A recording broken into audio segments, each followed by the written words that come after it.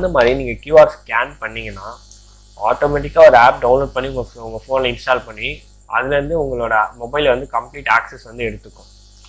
Sometimes வந்து நீங்கள் QR scan பண்ணணும்னா ஒரு பேங்கிங் மேல்வேர் உங்கள் ஃபோனில் இன்ஸ்டால் பண்ணிவிட்டு ஆட்டோமேட்டிக்காக உங்கள் கிரெடிட் கார்டு டீட்டெயில்ஸ் அது இதுன்னு எல்லாத்தையுமே எடுத்துக்கும். ஓகேவா? ஸோ அதனால வந்து கியூஆரை வந்து மோஸ்ட்டாக அவாய்ட் பண்ணுங்கள்.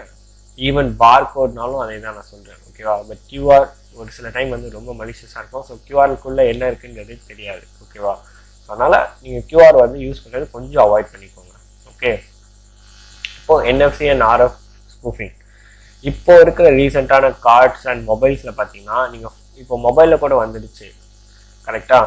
இப்போது நீங்கள் ஏதாவது வாங்குறீங்க, ஷாப் பண்ணுறீங்க, உங்கள் மொபைலில் வந்து நெட் பேங்கிங் வச்சுருந்தீங்கன்னா ஜஸ்ட் நீங்கள் உங்கள் மொபைல் அப்படியே அந்த மிஷின் மேலே கொஞ்சம் கிட்டக்க கொண்டு போனாலே போதும், ஆட்டோமேட்டிக்காக ரெசிப்ட் வந்துடும் பேமெண்ட் சக்ஸஸ்ஃபுல்னு சொல்லிட்டு. அதே மாதிரி தான் அந்த ஏடிஎம் கார்டும்.